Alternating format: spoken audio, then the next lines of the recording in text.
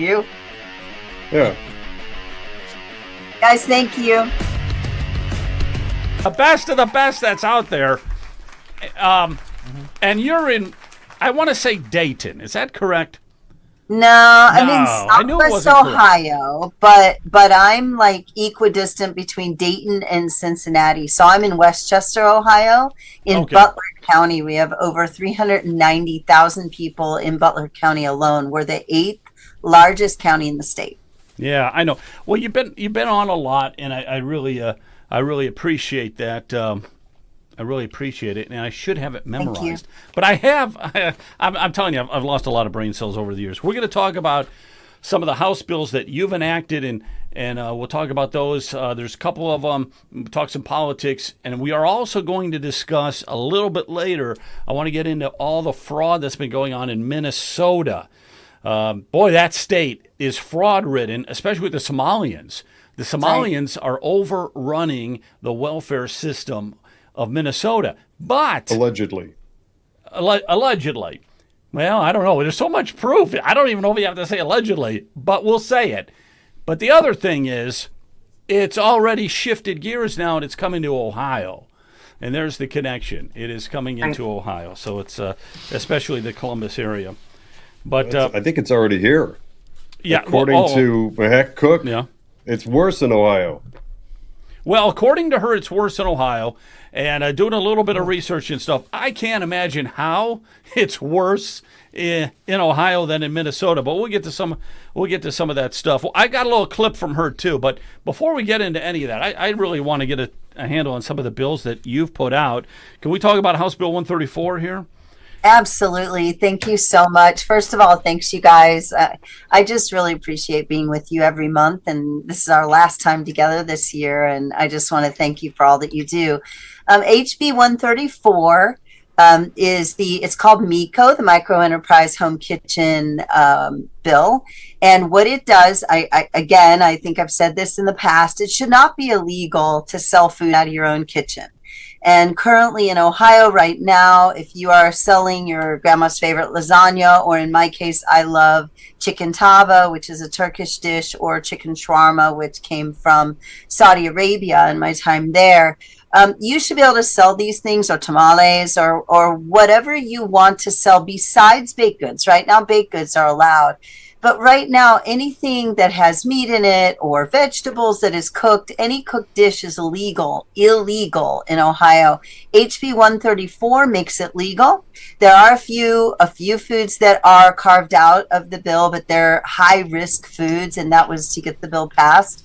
And we do have the support now of the Department of Ag, Ohio Department of Ag, in this bill, as well as the people that inspect our kitchens and things like that. So basically, guys, very rarely does a mom or a dad that's cooking for their family poison their family. And I would argue that this is a common sense small business bill, great for Ohio, allows a 64-year-old grandma who thought she was retired but wants to earn a little bit of extra income out of her own kitchen to make a buck.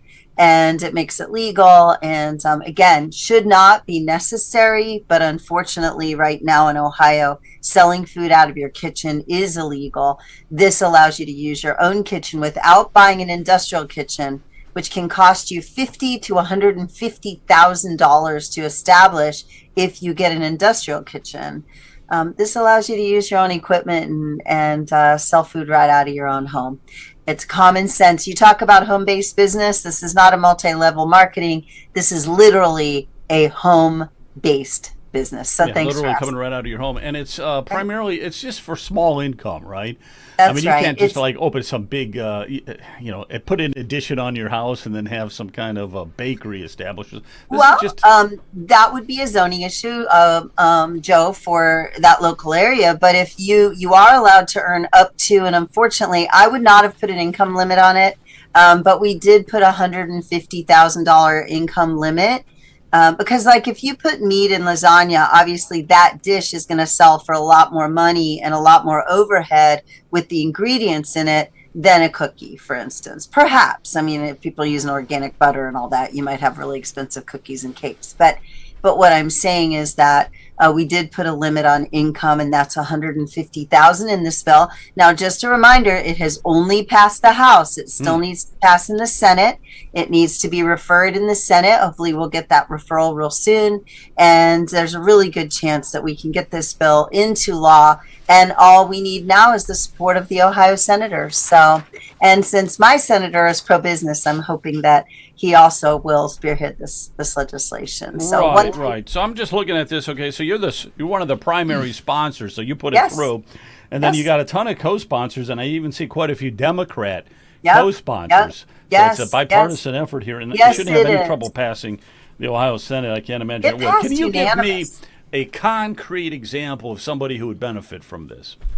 Well, a lot of my district, I have a very diverse district. 33% of my district is Hispanic, Asian, Southwest Asia, all of those. Like I said, if I knew a woman who made a killer chicken tava, I know you guys probably haven't had that, but we have a Turkish restaurant here that calls it a chef, I think it's a chef stir fry or something in Turkish, but it's really awesome. It's tomatoes and chicken with special Turkish spices. If I had a woman who did that in her home, I would probably buy that for my family once or twice a quarter and just, support that. Chicken shawarma also is like, it's like a Greek gyro, only it's the Arabian version, and it's chicken in a pita wrap, and they're just lovely. And so you're making me hungry. You're making me hungry. I can't take it. Give me some food somewhere. All right, let's go to another House bill. I've got a question on it, Joe. Yeah. Brian? Okay. Representative Gross, you mentioned 150,000 in income. Yes. Is that gross revenue or is that profit to them? It's gross revenue. 150 gross revenue. Yeah. Well, that's not profit. No. So if you spent 150,000 in materials and you didn't make any money, but that you couldn't say, well, whatever. That was put in there by the Department of Ag, which serves at the pleasure of the governor, and so I was forced to put an income limit in there. That was not my preference, but in order to get the bill passed, there are things you have to do to get the camel's nose in the tent. Yep. And you work. But you try to work at another time for what you really want. Well, the important thing is that you're cutting a lot of the red tape. And there's nothing that's more irritating to a person is if they want to make some pies and want to sell it out of the house, and all of a sudden the state of Ohio is saying, you can't do that. That's right. Get out of here. So at least this is a common sense law, that it just brings a lot of relief to people, okay? That's right, Joe. Yeah. That's right. That's how we see it as being more Liberty and freedom is always a fight worth fighting. Always. Hey, House Bill 134 we just talked about, so I want to go to this other House bill that you put together. And this is House Bill 359. House Bill 359, and this is the state's emergency alert system, the Joshua Alert. Yeah, this is a very sad bill. There was a little boy in my district, and this is, it's sad, but it is what a legislator should do. You need to drop some of the things you're working on personally and then take up the things that your district needs. This little boy, Joshua Al-Latif, was a little 6-year-old boy with autism who got out of his home. And I know that parents who are listening with autistic children, which we know that, 1 in 83 or 1 in 88 boys specifically in children, we're having a rise in autism. Parents with children with autism, they fear their children getting out. Often children, not always, but often children with autism don't interpret the world the same way that other children do. They don't interpret, they are attracted to water typically, and this little boy was like that. He got out of his home. His mom was very diligent, but there's only, you know what I mean? You turn your back, you go to the bathroom, whatever. He got out of the house, and for 6 hours, they searched and searched. My Westchester PD, who is amazing, as well as the support from even some of our extended parole officers. People were out really beating the bushes looking for this little boy, and Joshua was found and we weren't able to connect our emergency alert, which is the Amber Alert for a abduction, or a missing adult, we were not able to connect our emergency alert system to alert the local area that Joshua was missing. And when we found him, unfortunately, in a retention pond in Westchester, in my district, he had passed away. And so this bill is an answer to hopefully prevent any other child like this being lost. And it does also cover confused adults, people with dementia and things like that, to be able to be reported to your local police. And the system is already set up, if you will. So the cost of the bill is minimal, if anything at all. It's a common sense bill, HB 359 for Joshua Alati. So does a person call 911 and then they would alert? Yes, you would call your local police like you would any other emergency, tell them the situation, and quickly they will connect and they will mobilize. Very good. All right, let's just go around the horn here for a minute. Brian, do you have anything, either bill that you want to ask our state rep? Yeah, that is that really is a sad story that you told us. I thought that would already be in place. What is missing when you call 911? Is there's no connection between 911 and? There was no way, Brian, to alert the community. No, remember that with an Amber Alert, you get that alert on your phone. Now we can use the Amber Alert system for a missing child that is not abducted. Remember, Amber Alert is a child abduction. And so, unfortunately, the way the laws are, you have to, in order to change the law, you've got to tweak the law. And in order to make it connect, we still had to make legislation to connect a missing child and use it similarly as an abducted child. So thank you. So this connects that. It was only the Amber Alert is only for a missing child abducted by a parent or kidnapped or something like that. Gotcha. This allows your community to know. I like both bills. I'm very keenly interested in both and am hoping for the best outcome. The only thing I think I might add to the conversation is concern about what we categorize as regulation. We've seen in a number of different industries, including mine, what I like to refer to as weaponized regulators, or regulators that, I guess for lack of a better blanket way of describing, tend to turn a blind eye to mega corporate fraud and malfeasance and really pick on the small business. And that's been a common thread. We've been talking about it for a decade. I'd be surprised if anyone in our audience isn't aware of that existing concern.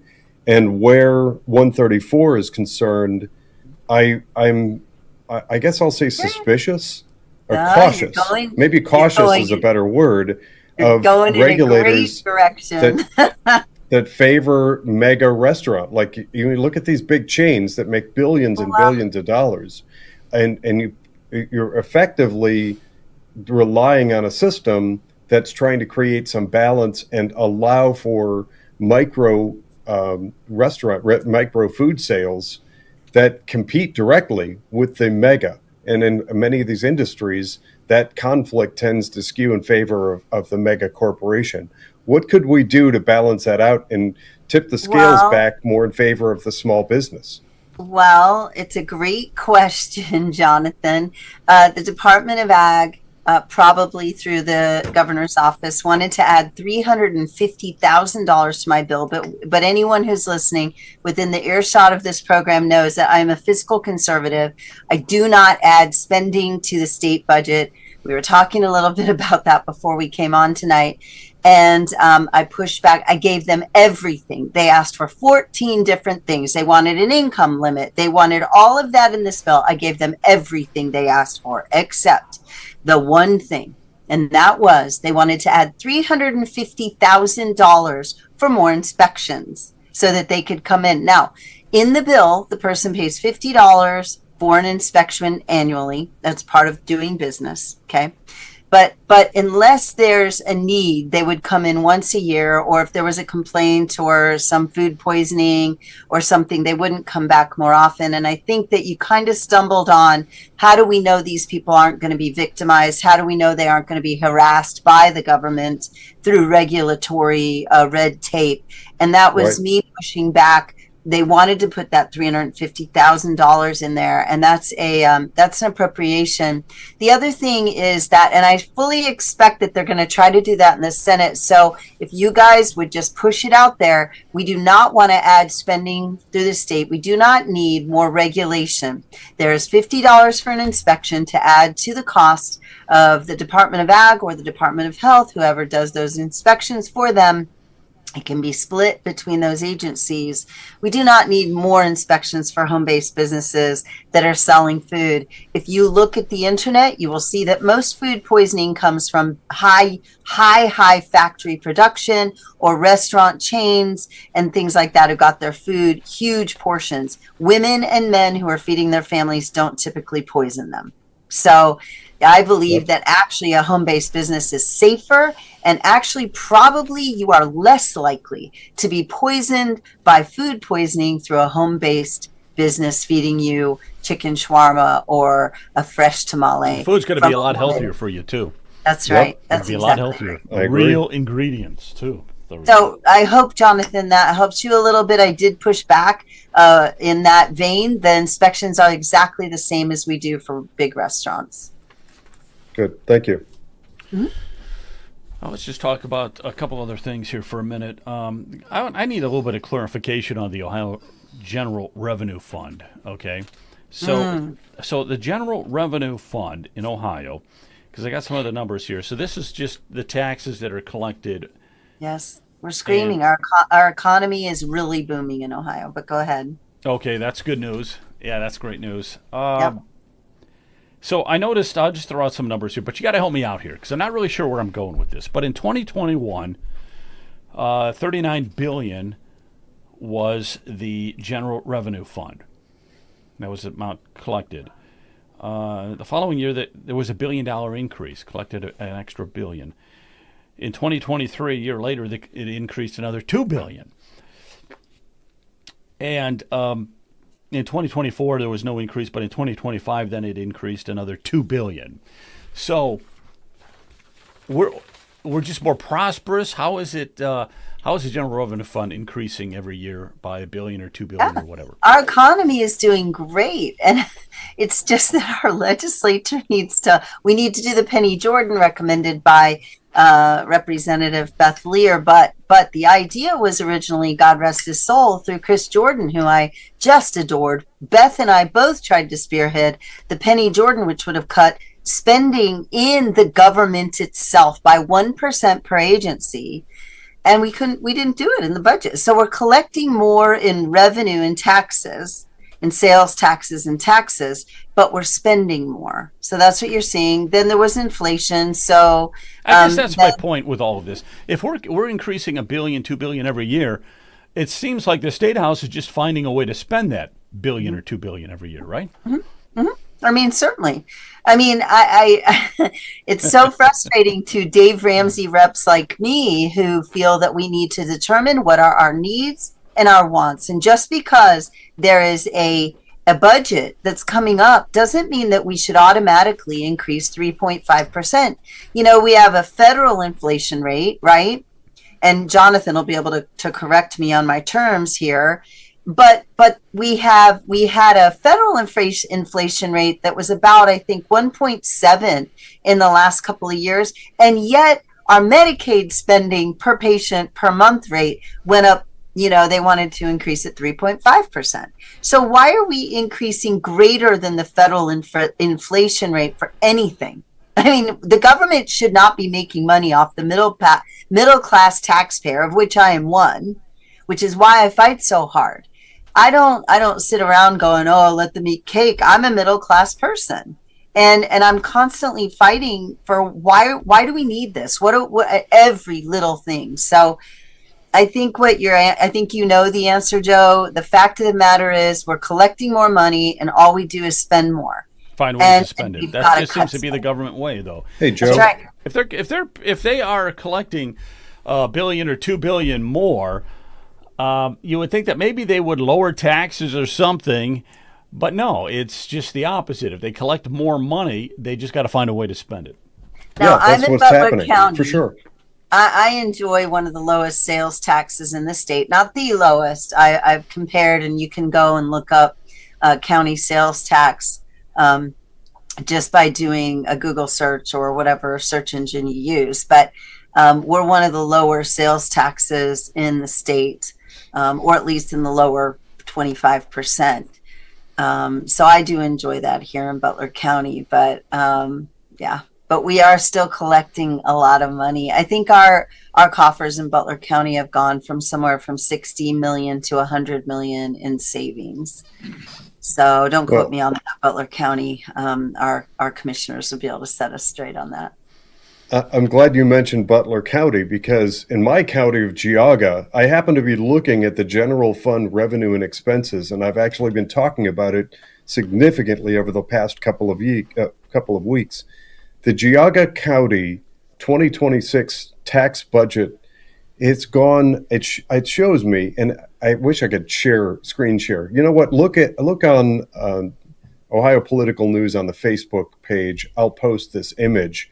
It's a telling image. It's just a simple chart that shows expenses and revenue. The expenses from 2018 to current have gone up in matching pretty much lockstep with the revenue that's coming in. And revenue has skyrocketed from 35 million to 47.5 million. So what we're seeing in Geauga County, and I think this is true across the board in every county and across the state of Ohio, there's more money coming in, but we've got counties finding creative ways of spending it at roughly the same pace it's coming in. And actually, unfortunately, in my county of Geauga, we're projecting, even though revenues are way up, that's money in, the money coming in is way up, but we're projecting in 2026 to outspend. Our expenses have gone up faster than the increased money coming in, which is That's a great point. It's atrocious. That's a great point, Jonathan. And that's why people say to me that, you know, a lot of times, and I love local government, I love local control and all of that. But this is why people push back and say not all local government is spending wisely. And so we can't just carte blanche say that there are certain levels of government that do it perfectly and only the state is bad. I would argue that we all have equal rot. We all have equal bad spending. And the problem is that every single one of you gentlemen on this call, on this podcast, and the people that are out there listening need to run for office, because people like us that have never seen the inside, like myself 5 years ago, you must run for office so that you can see the inside. So save your money now so that you can run, so that you can see the inside and bring that common sense into the state house, so that we need this fresh look at what are you guys doing? Why am I seeing this waste? Ask the question. The group think happens. And, you know, I'm not a big, term limits, I believe, are harmful in some cases. But in this case, I would argue that we need to have some fresh views that come in so that you have a few more rebel rousers. Now, unfortunately, you'll lose one in me. I just pulled my last petition for my last run. But Jonathan, really great point, because local government still has its issues as well. Every person in government, it's always, come on, guys, you guys have children. Whose kids? I know there's a few kids out there that spend their parents' money wisely, but it's never the same when you didn't earn it. Agreed? It's never the same. Right. And I think government is the same. If you're spending other people's money, it's easier to spend. Yeah. I agree with your comments, and I agree with you, and I agree almost completely. The one area I'll draw some distinction is in local versus state versus federal. Local, at least I stand a chance of having an impact. True. At the state level, I've been working at it for years. I probably occasionally have maybe put a little dent in here or there, but I have little hope at the state level, and I have no hope at the federal level. That's why I tend to target, and I encourage everybody out there, if you're encouraged to get active in politics, start local, because you're much more likely to have a local impact. Then, in my county, we have a lot of townships. Get involved, meet your township trustees, start going to commissioners' meetings. I went to one specifically when I started seeing this budget. We had, and this, in my book, this is just one of those, it's the straw that broke the camel's back. I was looking at this stuff and learned that my county was doing an office renovation for one of our county elected employees, a $400,000 office renovation. I mean, what kind of office looks like, what does that get you? That's a really nice house for somebody. $400,000 for an office. Yeah, you got that kind of tax money, a $400,000 office renovation. That's terrible. That's got to be reported, and you got to raise holy heck about that. This just getting too carried away with these legislators and stuff. Joe, I can add in something to that. Again, in Lake County, I've been saying for many years that there are no checks and balances for the average taxpayer with these taxing authorities. Supposedly, the governor passed that bill for the Budget Commission that's giving them some authority, but they're going to have a spine to fight the various unions, on the schools. But we've got a Lake Tran. They don't have property taxes, but they have a sales tax, and they can't spend the money fast enough, and they've got over $50 million, but they still needed to pass another 0.25% sales tax. But there's no one. If they've got a board that is of the mindset that they're going to continue to get as much money as they can in. Not the commissioners can't do anything about it, and I just feel bad for the taxpayers. We say that everything is local and you should be able to control it. There are no checks and balances. Personally, I've been yelling to the commissioners for a long time on that. Yeah. Yeah, I agree with you. There are no checks and balances. That's the whole problem. And that's why transparency, and this is what I'm struggling with in Ohio Medicaid, the hiding of not seeing exactly where the money is going. There cannot be too much transparency in government ever. There needs to be more transparency, and the people demanding that they know where every single dime is going. Every single one. No waste. Well, if we can ever get that transparency moving here in Ohio, and that should be the goal. If we can get transparency, we would be in great shape. I can't tell you, Joe, one other thing is I've reached out to Greg Lawson of the Buckeye Institute, because I tried to take a look at the Ohio checkbook and try to compare revenue 2017 through 2025 and versus expenses, and I was having difficulty trying to navigate that. So I reached out to the Buckeye Institute, and hopefully next week we'll be able to fill you in on what I have learned. But he was telling me it's not easy to navigate, and they're doing it on purpose. So we're going to pull back the curtain on that. Good. I didn't even think about that. See, this is why we're a government of the people, for the people, and by the people, Brian. Because when we're functioning all together, when you have a fighter like me with you, and you are watching and we're working together, that is the ideal way government's supposed to work. Not because we're perfect, but because we're partnering together to try to make it better. Okay, let's Thank switch. you for all you do. Thank you very much. Yeah, very good. All right, guys, let's switch to another topic here tonight, if we could. Let's just talk a little bit about some of these.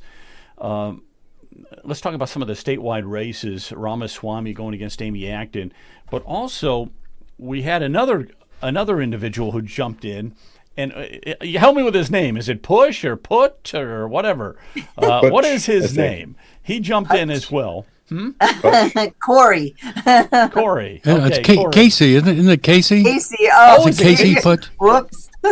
I don't know what the heck the guy's name is. But I want to say something here first. It says, I got this text from somebody, and she makes a really good point. And she was saying that, you just can't walk in at the last minute. You don't walk into a statewide Ohio primary 6 months late with no money, no donors, no constituents, no endorsements, no party backing, and call it a campaign.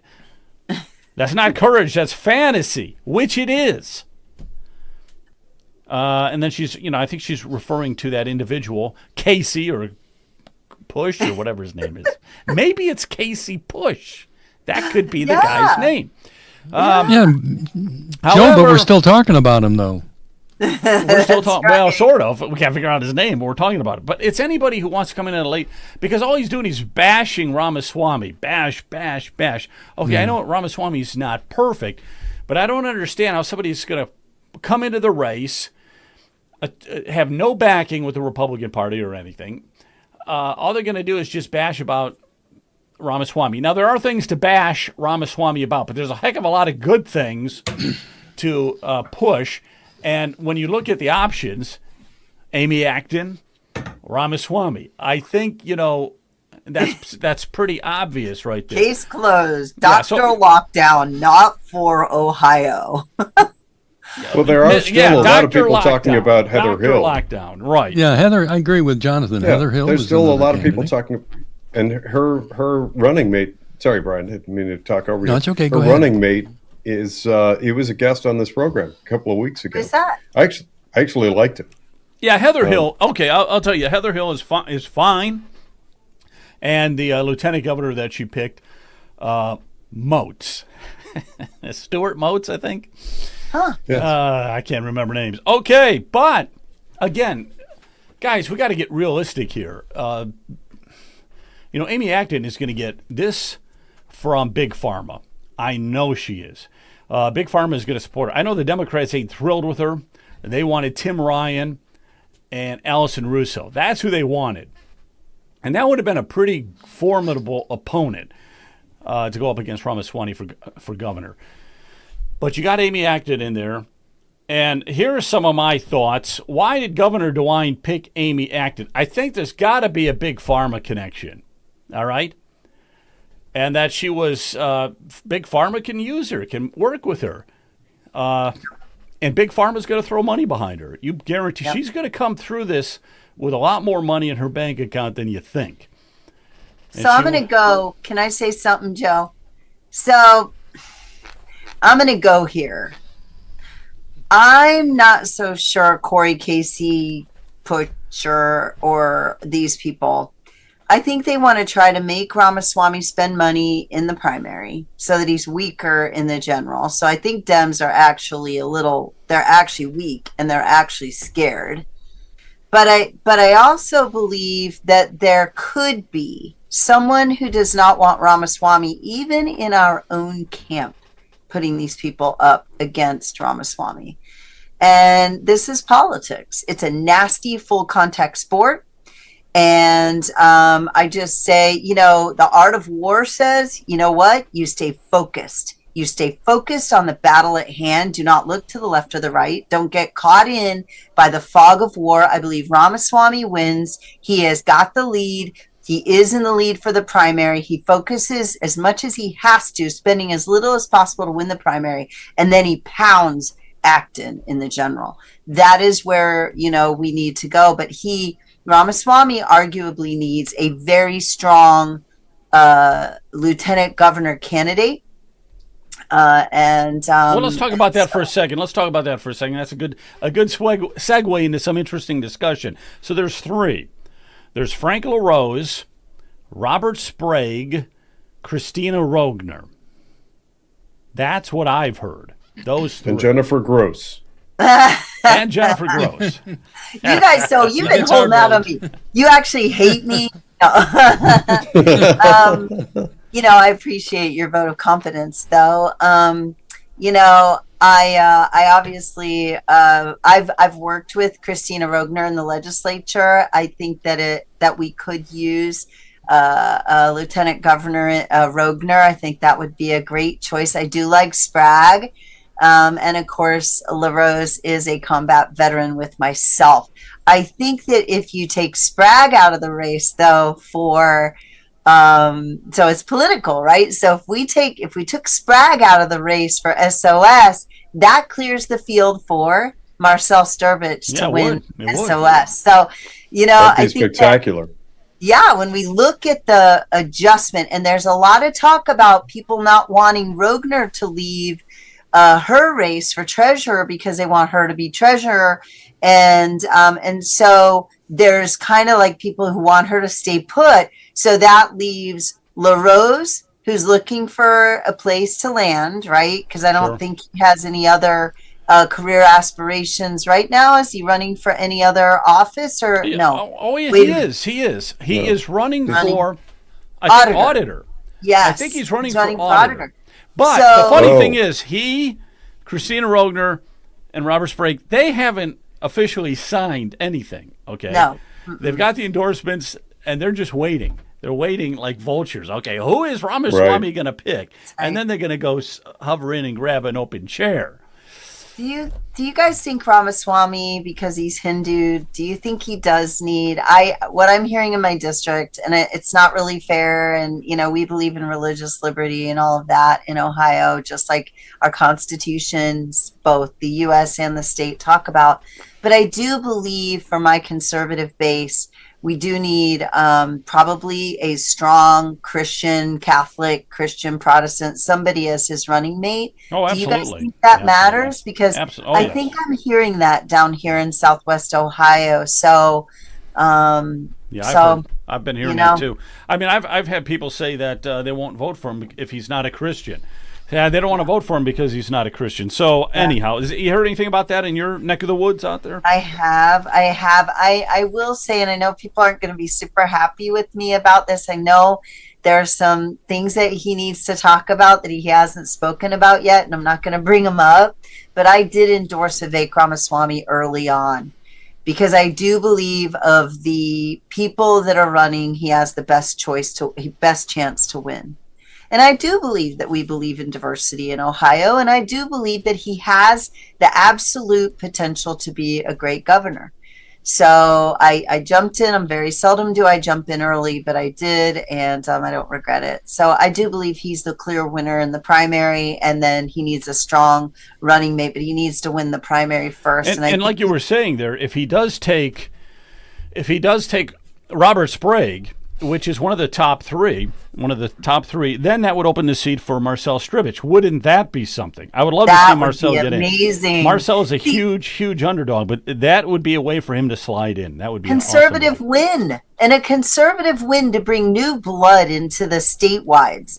Where Yeah. I think a lot of somebody who actually knows what they're doing, other than just Yes. trying to get an empty seat, And statewide seat.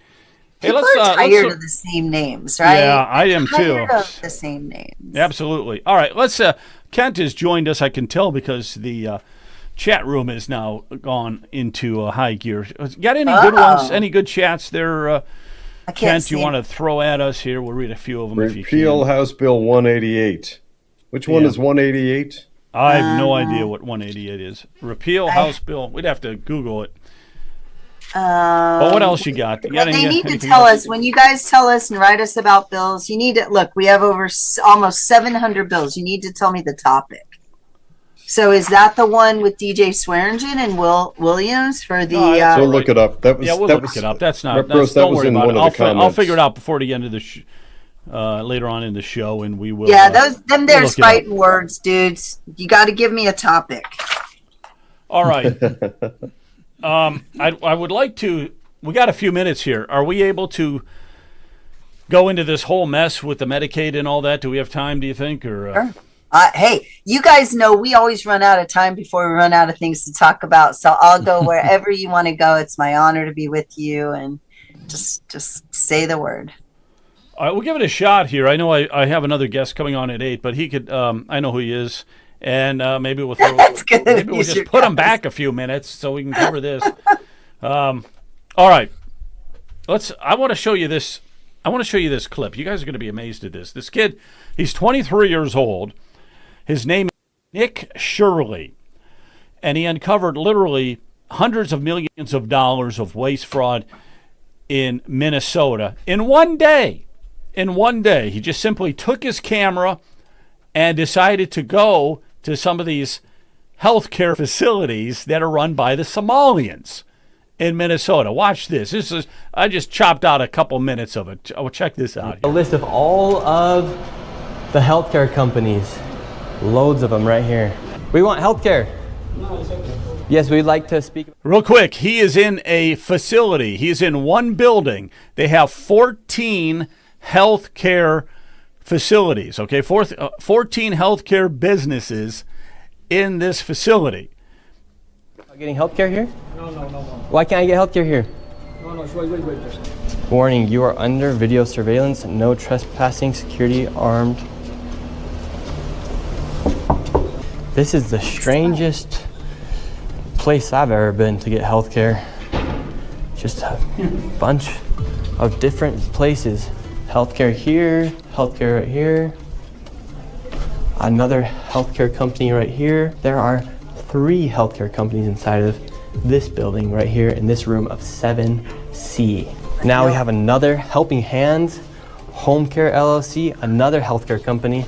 Present Help right here. We're looking for the best rates of healthcare here inside this building because we have so many options. Who can we talk to about getting the best healthcare? I don't know.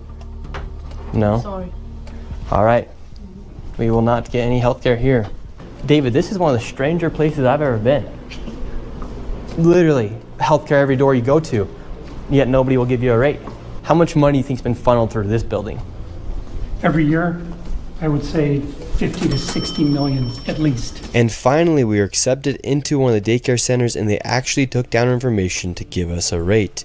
However, when we left, we were then met with the police. We received a complaint that gentlemen matching your description were in this building harassing the individuals who stay here. Oh, we're checking out the rates for healthcare. Because there's 14 healthcare companies inside this building, so. Okay. Well, that's not what he said. He said there's 14 companies here, and he's trying to assume because they're Somali providers, everyone here is fraudulent. Okay. So He's here with some kind of like propaganda. No, we're just checking. No, this is a area that we're allowed to enforce trespassing ordinance. Is there any other reason that you guys are here? Well, we were checking rates. No, he's not. We were checking rates. We asked for rates. No, you're not. Okay.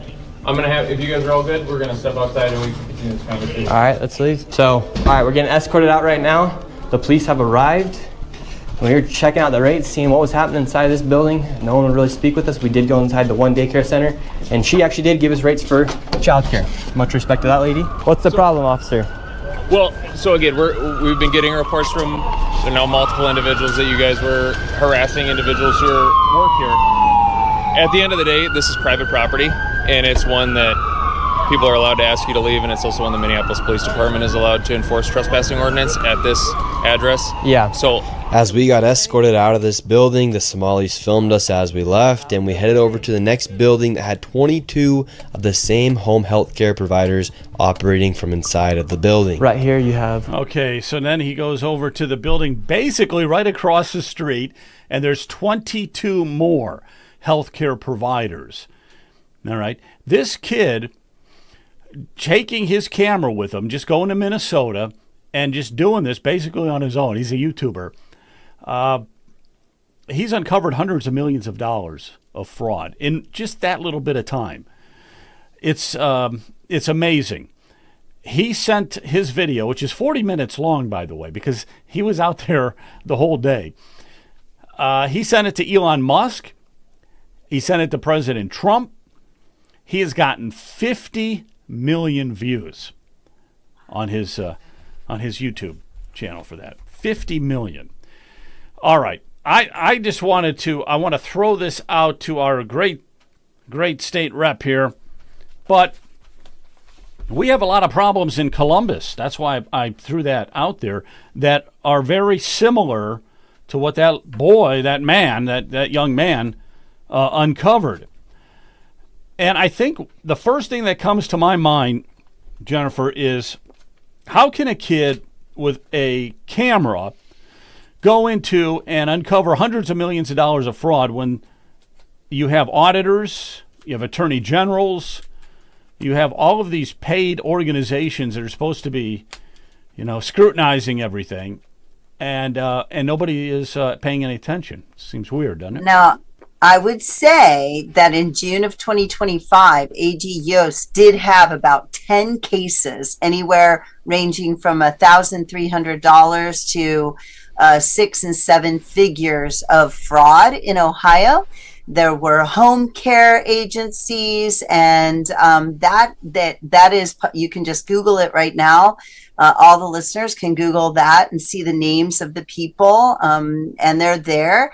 But I would also say, as we were talking about earlier, guys, Columbus proper has 22,899 Somalis, primarily refugees escaping natural disasters and civil war.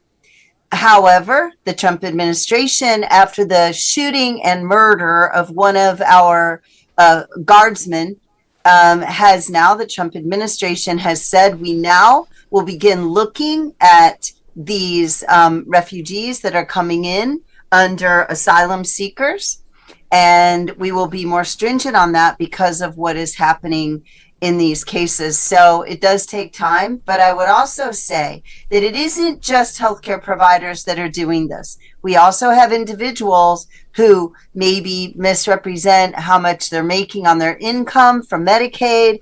And so these cases, one by one, we will find them. And me, as chair of Medicaid and soon to be the chair of the Joint Medicaid Oversight Committee, we were discussing this earlier. I think it would be prudent if we bring in our fraud detection unit so the people of Ohio can actually see what we're doing. And then, I don't see it here, but I do have a 1-800 number for you guys to tell you what the number is for people to call if they know about fraud and they know Medicaid benefits are being abused. They can either call the fraud detection unit at the Ohio AG's office, or they can report it directly to Ohio Medicaid. And I encourage, if you actually have, and we do encourage people to report anonymously. I do have that number too. Can I give it to you guys? Yeah, go ahead. Sure. The Ohio Medicaid Fraud Control Unit complaints can be filed at 614-466-0722. The challenge is, though I'm aware of one case of where I am, I don't have a lot of friends that are on Medicaid. So in order for me to understand and see the fraud personally, I have to know it exists. I do know of one case and some income fraud that's going on. I know of other legislators who have been told about this. We've got to one by one make examples of these so that people are afraid to rob you, the taxpayer, because they're robbing the state. But who is the state? It's you. And this is not okay. We cannot do this. It makes me angry to watch that video. I'm so thankful for that young man, 23 years old. Yep. And he took the time and he knew to do that. But guys, part of this is transparency. People hide what's going on in government. And if we have stink and rot inside spending in government, the only way that we can get in and get that rot out is to know it happens, and we need people to report it. Because we can't know it. If we don't know it, we can't do anything about it. Okay, I just I want to say something here real fast. Now I'll go around the horn, and then we'll have to get our next guest in. And I love having you on this show, but I want to show you guys something. So this kind of spawned some investigators, okay? So there's a guy by the name of Brian Beal. And Brian Beal is just an average, everyday guy. He decided to do his own research in Columbus on some of these Somalian health cares, okay? So I pulled a few of them off X. He had a ton of them. But here's one of them right here. Now, this one here is it's a child care center, and Hamada Muhammad is he's the administrator. Anyhow, if you can read that, it says smoke shop. It's got a smoke shop. That's not a good sign. combination. No. Okay, and here's it's a another one. licensed child care center. Here's another, Benati Child Care in Franklin County again. I can't even pronounce the guy's name. Again, it's Somalian. But the doors are all bolted shut. They got iron bars across it. All the windows, Goodness. you can't see in anything, okay? But that's child care. It's a child care facility. Plus, there's never any vehicles in their driveway. All right, never any. I say something too. And If here's they one wanna more. harass my- Here's one more, and my I'll let you fill it in. This one I can't even believe, but you see, there's a dilapidated building behind all those branches, and that dilapidated building has 30. And this one's in Columbus as well. It's got 30 healthcare and daycare operating out of it. Oh my goodness. Okay? So the fraud is so obvious, guys. It doesn't take a detective. This Brian Beal is not a YouTuber or anything. He just got motivated to do a little bit of, he didn't even leave his computer. He just did the images through Google Maps. He did a bunch of them, and those are just 3 of them. All right, let me go around the horn real fast. And Brian, anything?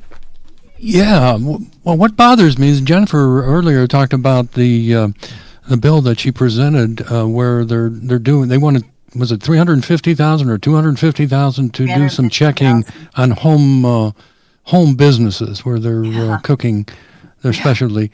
Now, if they can check the homes and they're charging $50 for an annual inspection, who's inspecting this down in Columbus? It's the responsibility of the government to do that. So somebody should be held accountable. Yeah. But we don't. So there's no checks and balances on it. They just do it. That's right. I mean, I see this person writing, you guys are true. Yes. But we are a government of the people, for the people, and by the people. If we also don't want to become communist. We can't like tear doors down and do just under suspicion. We need evidence too. And we do have, I have the Medicaid fraud, which I'm part of the Medicaid system, but the Medicaid fraud detection unit has approximately, I don't know, I had opened it up, 161. The AG's office for fraud detection has about 161 employees who are investigating fraud all around. So they do have to pick the ones that are the highest or that they know about. And they had, I forget, about 1,160 complaints and about 460 convictions. You can look it up online. And all of those cases take litigation and time. And so we need to know. I mean, this is disgusting. It makes me want to like throw up when I see this. Obviously, we are required to act on this. Obviously, we are required to act, and something needs to happen that these LLCs need to be. And you talk about, Brian, to your point, $350,000 to talk about home-based business. I would say we need to spend way more than $350. But again, guys, remember we talked about our GRF. Where is the money going to come from? We have to stop spending, move money around in our budget and move it into fraud detection, not increase spending because we go, look, we have fraud problems and we're going to spend more of the people's money. We have to stop spending. I mean, 51% of our spending in Ohio right now is Medicaid alone. Obviously, there's fraud there, and we need to go after that, and we are. But I cannot justify, even with seeing this, spending more of your money. And that's what big government will do. They'll come to you, see this, see all this? We need to spend millions more dollars to help you solve this. Okay, so the middle class pays again. We've got to decrease spending, guys. You live within a budget, and so does your state legislature need to live within our means and not keep taxing you to do our job. So we need to move money around with the money you have given us already and cut what we're already spending and spend it more wisely. 100% agree. 100%. Well, I want to thank you coming on. I think we have another guest. I better thank you, Representative double check and make sure. Guys. But thank you, Rep Gross. Rep Gross, thanks again for coming on. Hey, Merry Christmas. I know it's belated, but Merry Christmas. It's okay. It's Happy still the New Year. season. Happy New Happy Year. New Year. And Thanks, you guys. we really appreciate you getting all dressed up for us. You said you got Thank dressed you. up just for I us. got my Look New at that. Year's clothes on to be with you guys and Jason. Hi, Jason. And it's just my honor to be with you guys. Thank you for allowing me to be here. Thank you for giving me a voice because, as you know, the murder threats really, really dampened my ability to really be out there a lot in public. I don't have my own security force, though I do often carry. I got my own. I'm sorry that you had to do that. I know, really feel but- bad that you've got to But do you know that. what? That is, You guys allow me to be here. And as long as you keep asking me every month, I will be back. And I appreciate you more than you know. So Merry Christmas, Happy New Year, and God bless. God bless. Thank Thank you you very very much. much. God Way to go. Thank you. Have a great New Year. There he is. Joe, hold on, Joe. Okay, yes, I Ken. just wanna- Let's do it. Let's do it. Okay, Hang on, we want to Jason. thank I want to thank RH Wagner for the 5 gifts tonight. YO_GI just took advantage of one of the gifts.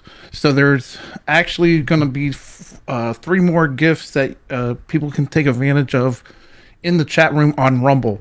So thank you very much for the 5 gifts tonight. And then also last week we had 50 stars. Let me check who that was. I think that was it was on Facebook, and we appreciate those immensely for the support. Let me see if we can find that name really quick. And we want people to subscribe, right? Yeah. Please subscribe. Subscribe. Well, no, that the gifts that's even better because they are supporting us. It's so thank you for the basically $20 $25 for the 5 gifts. So I appreciate that tonight on Rumble. And then we got 50 stars on Facebook from Scott Siegel. And we appreciate those 50 stars. If you are on Facebook, in the chat room, there's an icon with a star.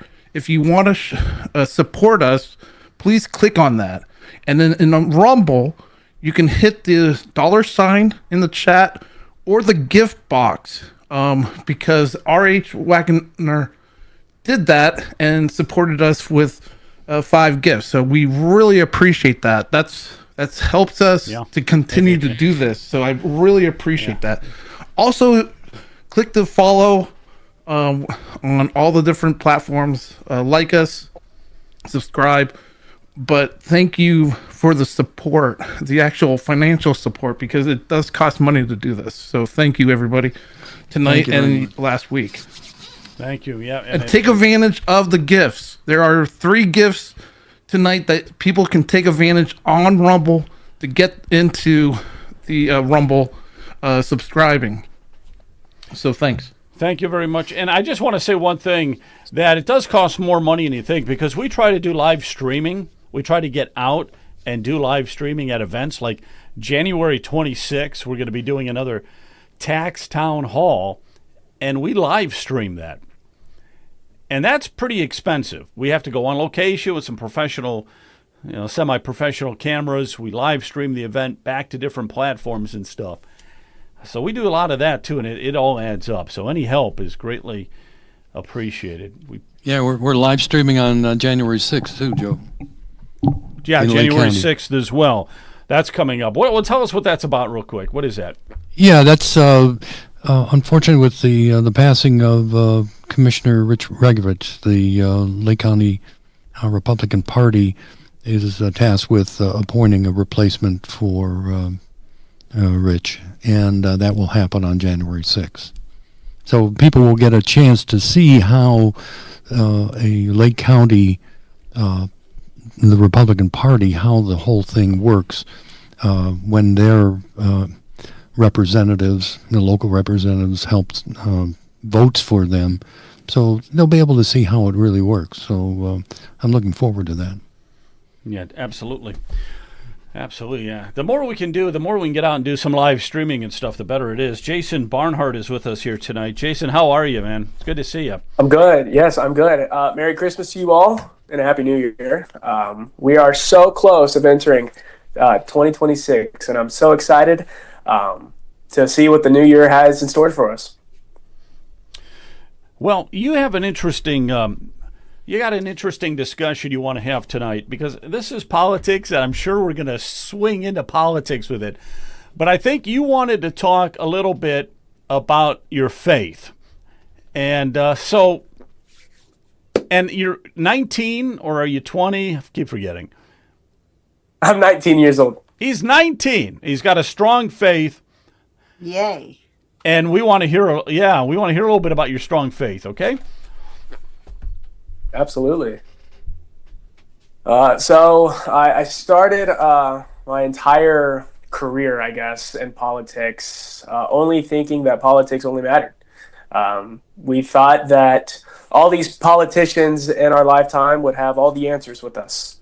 And as I kept looking back and back and back at the system, I kept getting more questions. And those questions were never getting answered until I actually dove into Scripture. And I knew the questions that I kept asking were not the questions that I should have been asking. Because whether you're president, whether you're governor, whether you're just a mayor, it doesn't matter where you are, because when we die, we're not taking those titles with us. We're not taking our wealth. We're not taking our fame. We're not taking anything with us. The only thing that really matters, and everybody misconstrues this, the only thing that truly matters is our faith. That should be number one. And I think politicians today don't realize that. They put career over faith, and the only time they mention it is when the cameras are on, but they never practice it. Which is a major problem.